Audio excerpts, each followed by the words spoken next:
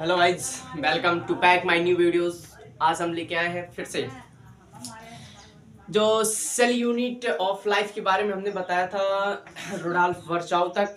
अब हम उसके सेल के कुछ टाइप्स के बारे में जानेंगे जिनको कैटेगराइज किया गया है उनके झिल्लियों पे यानी कि मेम्ब्रेन्स पे कैटेगराइज किया गया है दो पार्टों में।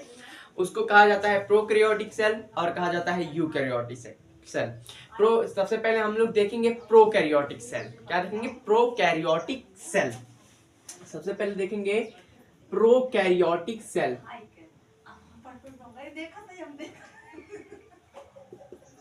प्रोकैरियोटिक सेल सबसे पहले देखेंगे प्रोकैरियोटिक सेल। प्रोकैरियोटिक सेल क्या है सबसे पहले ये देखेंगे।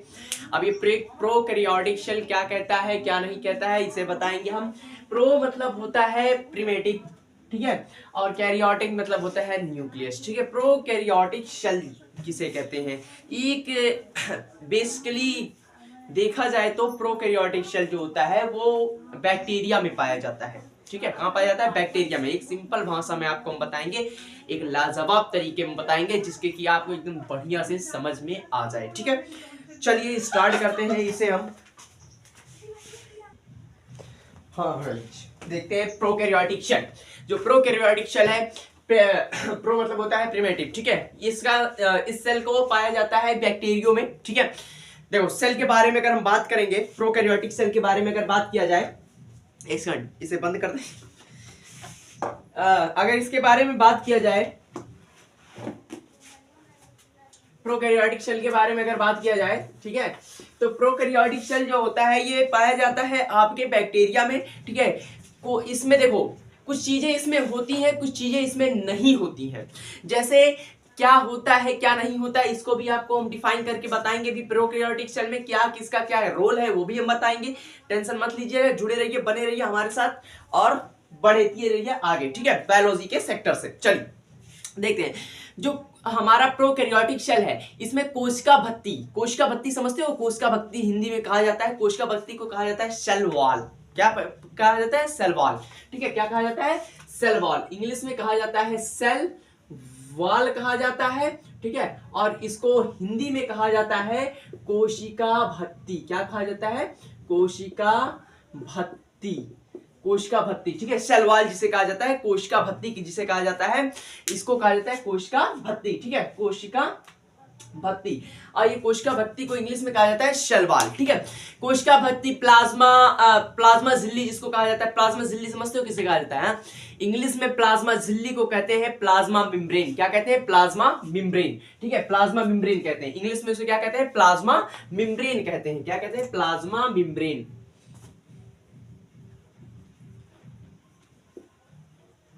प्लाज्मा मेम्ब्रेन, ठीक है।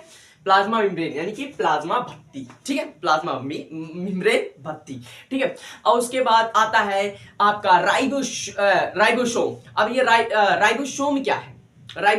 राइबोसोम जो चीज है, ठीक है, इसे इंग्लिश में राइबोसोम ही कहा जाता है। चलिए आगे बढ़ते हैं। और इसमें पाया जाता है डीएनए। क्या पाया जाता है? डीएनए होते हैं, लेकिन इनमें संगठित केंद्र नहीं होते हैं, संगठित केंद्र नहीं होते हैं। इसमें ये सब तो पाए जाते हैं, सेल वॉल पाया जाता है, प्लाज्मा मेम्ब्रेन पाया जाता है, ठीक है, ये और डीएनए होते हैं। और इसमें क्या होता है? डीएनए का फुल फॉर्म क्या होता है? डिऑक्सो राइबोन्यूक्लिक एसिड। डीएनए पाया जाता है। क्या पाया जाता है? डीएनए पाया जाता है, डिऑक्सो राइबोन्यूक्लिक एसिड पाया जाता है, ठीक है। लेकिन इसमें संगठित केंद्र नहीं होते हैं, लेकिन इसमें संगठित केंद्र और झिल्लीबद्ध कोशिका नहीं होती है। संगठित केंद्र का इंग्लिश क्या होता है? अब ये संगठित केंद्र कहां से आ गया? जिसको कहते हैं ऑर्गेनाइज्ड न्यूक्लियस। क्या कहते हैं? Organised nucleus. ऑर्गेनाइज्ड न्यूक्लियस इसमें नहीं होते हैं, ठीक है। ध्यान सुनिएगा, प्रोकैरियोटिक सेल जो हम पढ़ रहे हैं, प्रोकैरियोटिक सेल में आपको मिलेगा plasma membrane, cell wall and DNA, ठीक है। लेकिन इसमें इस बात को नोट रखना, लेकिन इसमें कोई भी संगठित केंद्र नहीं होता है, संगठित केंद्र नहीं होता है। और संगठित केंद्र मतलब होता है ऑर्गेनाइज्ड न्यूक्लियस। क्या होता है? Organised nucleus. इसमें कोई भी ऑर्गेनाइज्ड न्यूक्लियस नहीं पाया जाता है। हिंदी में इसको कहते हैं संगठित केंद्र, इंग्लिश में कहते हैं ऑर्गेनाइज्ड न्यूक्लियस कहते हैं। क्या कहते हैं? Organised nucleus. ई बकलवा में ई सब नहीं पाने वाले, ई सब नहीं मिलने वाले ई सब में, ठीक है। लेकिन आगे झिल्लीबद्ध कोशिकांग किसे कहते हैं? झिल्लीबद्ध कोशिकांग, ठीक है। हिंदी में इसे कहते हैं झिल्लीबद्ध कोशिकांग। अब ये जो झिल्लीबद्ध कोशिकांग है ना, इसको कहते हैं मेम्ब्रेन बाउंड ऑर्गेनेल्स। क्या कहते हैं? Membrane bound organelles. मेम्ब्रेन तो समझ ही रहो, जो चारों तरफ से होता है सेल के, ठीक है। तो मेम्ब्रेन बाउंड ऑर्गेनेल्स कहते हैं। क्या कहते हैं? मेम्ब्रेन बाउंड ऑर्गेनेल्स कहते हैं, ठीक है। इसको किसको? झिल्लीबद्ध कोशिकांग को। ये दोनों चीज इसमें नहीं पाए जाते हैं, ठीक है। इस बात को नोट रख लेना। जैसे अच्छा, मेम्ब्रेन बाउंड जो ये इन दोनों में क्या क्या आता है? जैसे आपका माइटोकॉन्ड्रिया हो गया, माइटोकॉन्ड्रिया हो गया, गोल्जी बॉडीज हो गया, लाइसोसोम हो गया, और एंडोप्लाज्मिक रेटिकुलम हो गया, एंडोप्लाज्मिक रेटिकुलम हो गया, ठीक है। और एंडोप्लाज्मिक रेटिकुलम हो गया, ये नहीं होते हैं इसमें, ठीक है। दो चीजों के अंदर, अब मैं फिर से इसको डिवाइड करता हूं, रिपीट करता हूं, ध्यान सुनिएगा। प्रोकैरियोटिक शेल वो शेल है जो कि बैक्टीरिया में पाया जाता है। ध्यान सुनिएगा, प्रोकैरियोटिक शेल वो शेल है जो कि बैक्टीरिया में पाया जाता है। उसके बाद इसमें डीएनए पाया जाता है, शेल वॉल पाया जाता है, प्लाज्मा मेम्ब्रेन पाया जाता है, सेल वॉल पाया जाता है, ठीक है। और कोशिका भित्ति जिसको प्लाज्मा मेम्ब्रेन कहते हैं, ये तीनों चीज, और डीएनए पाया जाता है जिसको डीएनए का फुल फॉर्म होता है डीऑक्सीराइबोन्यूक्लिक एसिड, ठीक है। ये सब पाए जाते हैं। लेकिन इसमें आपके संगठित केंद्र नहीं होते हैं, इसमें संगठित केंद्र नहीं होते हैं, यानी कि ऑर्गेनाइज्ड न्यूक्लियस नहीं होते हैं। दूसरी चीज क्या नहीं होता है? झिल्लीबद्ध कोशिकांग नहीं होते हैं, झिल्लीबद्ध कोशिकांग नहीं होते हैं, जिनको कहते हैं आपका मेम्ब्रेन बाउंड ऑर्गेनेल्स जिनको कहते हैं, ये नहीं होते हैं। ये चीजें इसमें नहीं होती हैं। ये अच्छा, ये मेम्ब्रेन बाउंड ऑर्गेनेल्स है क्या? मेम्ब्रेन बाउंड ऑर्गेनेल्स है क्या? अच्छा बताते हैं, ध्यान सुनिएगा। जिसको हिंदी में कहते हैं झिल्लीबद्ध कोशिकांग, ठीक है। जैसे आपका हो गया मेम्ब्रेन बाउंड ऑर्गेनेल्स है क्या? आपका हो गया माइटोकॉन्ड्रिया, आपका हो गया गोल्जी बॉडी, आपका हो गया लाइसोसोम, आपका हो गया एंडोप्लाज्मिक रेटिकुलम, ये नहीं होते हैं, ठीक है। ये सब आते हैं आपके झिल्लीबद्ध कोशिकांग में, लेकिन ये सब नहीं होते हैं, ठीक है। यहां तक समझ में आया? देखो, इसका अनुवांशिक पदार्थ जो होता है, अनुवांशिक पदार्थ मतलब डीएनए, हमारा क्या है? डीएनए, ठीक है। इसका मतलब इसमें कोई भी किसी पे मेम्ब्रेन बॉन्डिंग नहीं होता है, मतलब मेम्ब्रेन में कोई भी पैक्ड नहीं होते, ठीक है। तो डीएनए जो होता है, इसका अनुवांशिक पदार्थ जो होता है डीएनए, ठीक है। डीएनए कोशिका द्रव जो होता है, वही कोशिका द्रव, डीएनए जो होता है कोशिका द्रव में तैरता रहता है। क्या करता रहता है? तैरता रहता है। अच्छा, कोशिका द्रव मतलब क्या होता है? साइटोप्लाज्म। साइटोप्लाज्म इंग्लिश में क्या कहते हैं? साइटोप्लाज्म। क्या कहते हैं? साइटोप्लाज्म। साइटोप्लाज्म कहते हैं। क्या कहते हैं? साइटोप्लाज्म। ये जो चीज होती है, इसी में डीएनए इसका तैरता रहता है। किसका? प्रोकैरियोटिक शेल का। प्रोकैरियोटिक शेल का जो डीएनए होता है, ये इसी में तैरता रहता है, मतलब फ्लूइड फ्लूइड फ्लूइड, ठीक है, करता रहता है, उसी फ्लूइड में तैरता रहता है, ठीक है। ना कि किसी झिल्ली में पैक्ड होता है, ना कि किसी मेम्ब्रेन में पैक्ड होता है, ठीक है। आगे बढ़ते हैं भाई। अच्छा, प्रोकैरियोटिक शेल में, प्रोकैरियोटिक कोशिका में क्या पाया जाता है, क्या नहीं पाया जाता है, इसे हम देख लेते हैं। प्रोकैरियोटिक शेल में यानी कि प्रोकैरियोटिक कोशिका में क्या पाया जाता है, क्या नहीं पाया जाता है, आइए देखते हैं प्रोकैरियोटिक शेल में क्या पाया जाता है, क्या नहीं पाया जाता है। इसका नोट्स आप उठा सकते हैं, लिंक में डाल दिया जाएगा, ठीक है। तो आप वहीं से उठा लीजिएगा, टेंशन नहीं है। चलिए, इसका पूरा नोट्स आपको वहीं से मिल जाएगा, कोई दिक्कत नहीं है। चलिए आगे बढ़ते हैं, क्योंकि यहाँ पे पूरा नोट्स लिखने में बहुत टाइम लग जाएगा, ठीक है, और जल्दी खत्म करना है। चलिए देखते हैं। आपका सबसे पहले पकड़ते हैं भाई, प्रोकैरियोटिक कोशिका में क्या पाया जाता है। प्रोकैरियोटिक कोशिका में क्या पाया जाता है? प्रोकैरियोटिक क्या पाया जाता है, चलिए देखते हैं। सबसे पहले हम इसमें पकड़ते हैं भाई कोशिका भित्ति। क्या पकड़ते हैं? कोशिका भित्ति। क्या पकड़ते हैं? कोशिका भित्ति। किसे पकड़ते हैं? कोशिका भित्ति। कोशिका भित्ति, भित्ति पकड़ते हैं। अच्छा, कोशिका भत्ती पकड़ते हैं, और ये कोशिका भत्ती जो है इसे कहते हैं सेल वॉल। क्या कहते हैं इंग्लिश में? Cell wall. शेल वॉल कहते हैं। क्या कहते हैं? Cell wall. अभी कोशिका भत्ती जो होता है, ध्यान सुनिएगा, कोशिका भत्ती इसमें पाई जाती है, ठीक है, जिसको सेल वॉल कहते हैं। ये पाई जाती है क्योंकि भाई सेल वाले नहीं होगा, है सेल वाले या सेल मेम्ब्रेन ही नहीं होगा, ठीक है, तो गड़बड़ हो जाएगा ना, गड़बड़ हो जाएगा ना, हो जाएगा। तो इसीलिए इसमें पाया जाता है शेल वॉल, कोशिका भत्ती पाई जाती है हिंदी में। अब यह कोशिका की आकार, यह जो कोशिका है, कोशिका हमारा, इसकी आकार को दर्शाता है, मतलब इसके आकार, इसके शेप को, इसके साइज को बताता है, ठीक है। ये कोशिका की आकार और सुरक्षा देती है। ये चीज जो है ये कोशिका को आकार भी देता है और क्या देता है? सुरक्षा भी देता है। ये चीज कोशिका को आकार देता है और सुरक्षा देता है, ठीक है। ये चीज सेल वॉल आपका किसका? प्रोकैरियोटिक शेल का। आपका प्रोकैरियोटिक शेल का जो होता है शेल वॉल, ये कोशिका का आकार देता है और सुरक्षा देता है। या जीवों में ये जो जीव होते हैं इनमें एक प्रोटीन्स का बना होता है जिनको कहते हैं पेप्टोग्लाइकेन्स। पेप्टोग्लाइकेन्स इससे बना होता है, पेप्टोग्लाइकेन्स से बना होता है, ठीक है। जीवाणुओं में जो ये होते हैं ये पेप्टोग्लाइकेन्स से बना होता है, पेप्टोग्लाइकेन्स से बना होता है, ठीक है। ये हो गया आपके सेल के बारे, सेल वॉल के बारे में, कोशिका भत्ती के बारे में। नेक्स्ट आपका आता है प्लाज्मा झिल्ली। क्या क्या आता है? प्लाज्मा झिल्ली, जिसको इंग्लिश में कहते हैं प्लाज्मा मेम्ब्रेन। क्या कहते हैं? Plasma membrane, plasma membrane. अब ये प्लाज्मा मेम्ब्रेन क्या है? प्लाज्मा मेम्ब्रेन क्या है, ठीक है, प्लाज्मा मेम्ब्रेन का क्या काम होता है, ये सब तो बताना पड़ेगा आपको। चलो भाई देखो, प्रोकैरियोटिक सेल कोशिका में क्या क्या पाया जाता है। सबसे पहला पाया जाता है आपका कोशिका भत्ती सेल वॉल, जिसका काम होता है कि सेल को सुरक्षा देना और साइज शेप देना, ठीक है। ये पेप्टोग्लाइसिस नाम के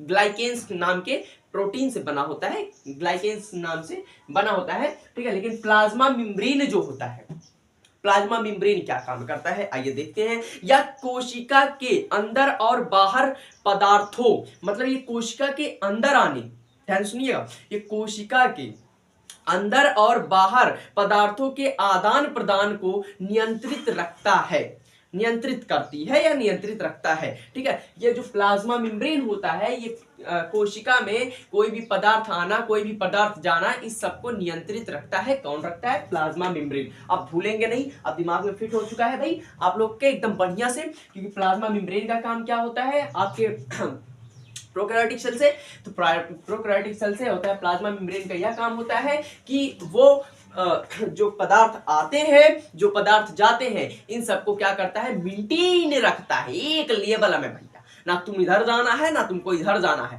रहना है बराबर में। क्योंकि भैया हमारी बॉडी ऐसी चीज है कि अगर कोई चीज बढ़ जाती है तब भी दिक्कत, घट जाती है तब भी दिक्कत, दोनों प्रॉब्लम होती है। या तो घट गई तब दिक्कत, या तो बढ़ गई तो दिक्कत, ठीक है। इसलिए मेंटेन रखने का काम कौन करता है? बॉडी को नहीं, आपके बॉडी के हर चीज। प्लाज्मा मेम्ब्रेन आपके सेल के पदार्थों को अंदर और बाहर जाने में, ठीक है, उन सबको मेंटेन रखता है, ठीक है, बराबर रखता है, नियंत्रित रखता है, ठीक है। अच्छा, अब उसके बाद ये दोनों चीज तो आप समझ लिए। कोशिका भत्ती क्या है, सेल वॉल क्या, मतलब कोशिका भत्ती को ही सेल वॉल कहते हैं। प्लाज्मा मेम्ब्रेन क्या है ये भी समझ लिए होंगे, आई होप इतना समझ में आया होगा आपको। नेक्स्ट बढ़ते हैं आगे, आगे की तरफ अगर हम चलेंगे लेकर के आपको, तो नेक्स्ट आता है आपका राइबोसोम। क्या आता है? राइबोसोम। क्या आता है? राइबोसोम। क्या आता है? राइबोसोम। क्या आता है? राइबोसोम, ठीक है, राइबोसोम आता है। क्या आता है? राइबोसोम, ठीक है। अब ये राइबोसोम क्या है, ध्यान से सुनिएगा, राइबोसोम क्या है? या प्रोटीन संश्लेषण का कार्य करते हैं। ये जो होते हैं राइबोसोम जो होते हैं ये प्रोटीन संश्लेषण का काम करते हैं, ठीक है। इंग्लिश में भी इसे राइबोसोम ही कहा जाता है, ठीक है, इंग्लिश में इसे राइबोसोम ही कहा जाता है, इसे इसका और कोई नाम नहीं है, ठीक है। इंग्लिश में भी इसे राइबोसोम कहा जाता है और ये प्रोटीन संश्लेषण का काम करते हैं, ठीक है। अब प्रोटीन संश्लेषण का काम करते हैं और ये 70S प्रकार के होते हैं। कितने प्रकार के? 70S प्रकार के। कितने प्रकार के? 70 एस प्रकार के होते हैं। कितने? 70 प्रकार, 70 यस प्रकार के, यानी 70 यस प्रकार के होते हैं। चलिए आगे बढ़ते हैं। उसके बाद आता है आपका डीएनए। क्या आता है? डीएनए। ठीक है, तीनों चीजों के बारे में बताया मैंने। एक जो चीज बताया मैंने, देखो कोशिका भित्ति के बारे में, जिसको इंग्लिश में सेल वॉल कहा जाता है, इसका काम क्या होता है? हमारे यूकैरियोटिक, हाँ प्रोकैरियोटिक सेल का, यूकैरियोटिक है, यूकैरियोटिक बाद में, प्रोकैरियोटिक सेल के शेप और साइज को बताने का काम किसका होता है? इसका, और सुरक्षा रखने का काम इसी का। प्लाज्मा मेम्ब्रेन, जिसको कहते हैं प्लाज्मा मेम्ब्रेन जो होता है, जिसको प्लाज्मा भित्ति भी कहा जाता है हिंदी में। ठीक है, इसका काम क्या होता है? इसका काम ये होता है कि जो प्रोटीन, मतलब प्रोटीन क्या है, जो पदार्थ होते हैं आदान प्रदान, मतलब आना जाना, ठीक है, इनको क्या करते हैं? ये मेंटेन रखते हैं। ठीक है, इनको क्या करते हैं? ये नियंत्रित करते हैं, मेंटेन रखते हैं, नियंत्रित करते हैं, मतलब नियंत्रण में रखा रहते हैं, बांध के रखे रहते हैं। ठीक है, जैसे कोई बॉस है, वो अपने एम्प्लॉयर को क्या करता है? बांध के रखा जाता है, कंट्रोल में, नियंत्रित करके रखा रहता है। ठीक है, तुम इतने बजे जाओगे, तुम इतने बजे जाओगे, तुम इतने बजे जाओगे। ठीक है, ये नियंत्रण होता है। ठीक है, नियंत्रित करके रखता है। उसके बाद आता है आपका राइबोसोम। राइबोसोम जो होता है वो 70S प्रकार के होता है। 70S प्रकार का ये प्रोटीन संश्लेषण करता है। ठीक है, ये प्रोटीन संश्लेषण करता है। आइए आगे बढ़ते हैं। आपका आता है आगे, आपका आता है डीएनए। क्या आता है? डीएनए। क्या आता है? डीएनए। इस ऊपर वाले को मिटाते हैं, डीएनए। क्या आता है आपका? डीएनए। डीएनए जिसको कहते हैं, इसका फुल फॉर्म होता है deoxyribonucleic acid. Deoxyribonucleic acid, deoxyribonucleic acid. अब ये डीऑक्सोराइबोन्यूक्लिक एसिड क्या होता है? डीएनए क्या होता है? डीएनए, डीएनए क्या होता है? ठीक है, डीएनए जिसको कहते हैं डीऑक्सोराइबोन्यूक्लिक एसिड। ठीक है, अच्छा ये डीएनए क्या करता है? साफ बात है, ये डीएनए, तो एक चीज मैंने बताया कि ये जो डीएनए होता है ये साइटोप्लाज्म में ऐसे यूं यूं यूं करके तैरता रहता है। ठीक है, ये तो मैंने बताया। अब ये डीएनए का काम क्या होता है? ये अनुवांशिक पदार्थ होता है जो कि कोशिका द्रव में एक, जो कि कोशिका द्रव में, ध्यान सुनिएगा, ये अनुवांशिक पदार्थ होता है। ये कौन सा? ये अनुवांशिक पदार्थ होता है जो कि कोशिका द्रव जानते हैं, साइटोप्लाज्म में तैरता रहता है। ठीक है, तैरता रहता है। ठीक है, अब ध्यान सुनो, यहां पे आगे बढ़ते हैं। जब आगे बढ़ने के साथ अगर हम देखें यहां पे, ठीक है, जो हमारा डीएनए होता है ये प्रोकैरियोटिक सेल में न्यूक्लियाइड क्षेत्र में होता है, लेकिन ये किसी भी झिल्ली यानी किसी भी मेम्ब्रेन से ये घिरा नहीं होता है। किसी भी मेम्ब्रेन से घिरा नहीं होता है, ये न्यूक्लियाइड के क्षेत्र में होता है और ये किसी भी मेम्ब्रेन से घिरा हुआ नहीं होता है। ठीक, ये समझ में आ गया यहाँ तक। डीएनए क्या होता है? डीएनए आपका साइटोप्लाज्म में तैरता रहता है, ये न्यूक्लियाइड क्षेत्र में होता है, ये किसी भी झिल्ली यानी किसी भी मेम्ब्रेन से, मतलब किसी भी मेम्ब्रेन से घिरा हुआ नहीं होता है। ठीक है, नेक्स्ट बढ़ते हैं आगे आपके कोशिका द्रव के बारे में। अब ये कोशिका द्रव क्या है? मैंने पहले बताया साइटोप्लाज्म। क्या होता है? साइटोप्लाज्म। अच्छा, ये साइटोप्लाज्म क्या है? साइटोप्लाज्म क्या है? आइए देखते हैं साइटोप्लाज्म के बारे में। यह कोशिका का आंतरिक तरल है। ये कोशिका का आंतरिक तरल यानी कि कोशिका के अंदर का जो लिक्विड होता है उसी को कहते हैं साइटोप्लाज्म। क्या कहते हैं? साइटोप्लाज्म। आइए थोड़ा सा बना के हम आपको बता देते हैं, जिससे कि और भी बढ़िया समझ में आ जाएगा शायद आपको। ठीक है, इन सब के बारे में हम लोग जान लिए, लेकिन आइए आपको हम बना के बारे में बता देते हैं। देखिए कुछ इसी प्रकार का होता है। ठीक है, इसके अंदर जो तरल होता है, तरल, ठीक है, जिसको लिक्विड कहते हैं इंग्लिश में, यही लिक्विड कहलाता है साइटोप्लाज्म। ठीक है, इसी में आपका जो डीएनए होता है इसी में तैरता रहता है। ठीक है, न्यूक्लियाइड के क्षेत्र में। ठीक है, न्यूक्लियाइड के क्षेत्र में ये तैरता रहता है आपका कौन? डीएनए। ठीक है, डीएनए ये तो समझ में आया। ठीक है, साइटोप्लाज्म क्या है? यह कोशिका का आंतरिक तरल है, मतलब अंदरूनी तरल है, पदार्थ है जिसमें अन्य जो अंग होते हैं, ध्यान सुनिएगा, और भी एक चीज है जिसमें कि अन्य अंग जो होते हैं भाई वो भी तैरते रहते हैं। ठीक है, अंगक और डीएनए तैरते रहते हैं। ठीक है, और भी अंग तैरते रहते हैं, सिर्फ डीएनए ही नहीं तैरता रहता है इसी में। ठीक है, ये आपका हो गया कौन? साइटोप्लाज्म। यहाँ तक समझ में आया होगा कि प्रोकैरियोटिक कोशिका में क्या क्या पाया जाता है। एक बार फिर से आपको सचेत कर देते हैं, फिर से एक बार आपको हम बता देते हैं, रिवाइज करा देते हैं, जिससे कि आप भूलो ना, एकदम बढ़िया से याद हो जाए। देखिए, सबसे पहले मैंने नाम लिया था कोशिका भित्ति, सेल वॉल का। सेल वॉल का काम होता है कि सेल का शेप बताना, शेप साइज और उसको सुरक्षित रखना। और प्लाज्मा झिल्ली का क्या काम होता है, जिसको कहते हैं प्लाज्मा मेम्ब्रेन।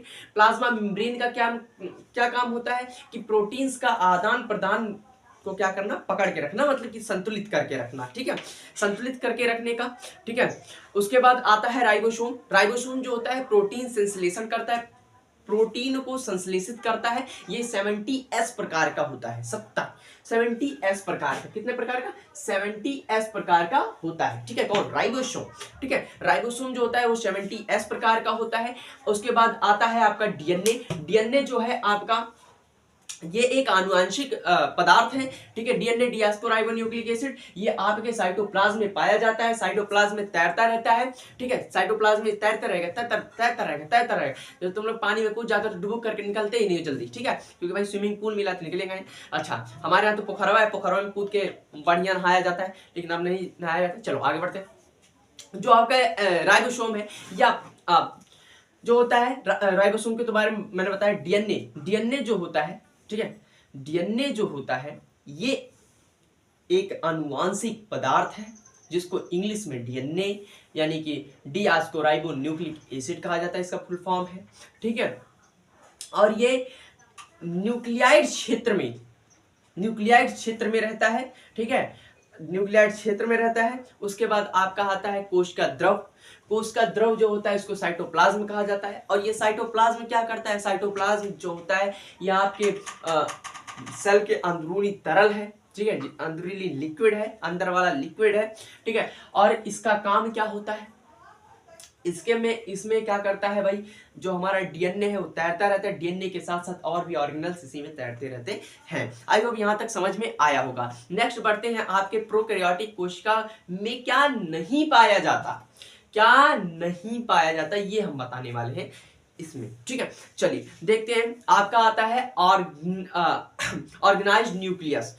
आप में ऑर्गेनाइज्ड न्यूक्लियस नहीं पाया जाता। क्या नहीं पाया जाता, ऑर्गेनाइज्ड न्यूक्लियस नहीं पाया जाता है। इसमें केंद्र झिल्ली नहीं होती है, इसमें केंद्र झिल्ली नहीं होती है। केंद्र पदार्थ द्रव में ही होता है। जो केंद्र पदार्थ होता है, केंद्र पदार्थ मतलब समझ ही रहे हो, न्यूक्लियस जिसे कहते हैं, ठीक है, ये आपके द्रव में ही होता है, ठीक है, जिसको कहते हैं आपका ऑर्गेनाइज्ड मेम्ब्रेन, ठीक है। ऑर्गेनाइज्ड न्यूक्लियस क्या कहता है कि इस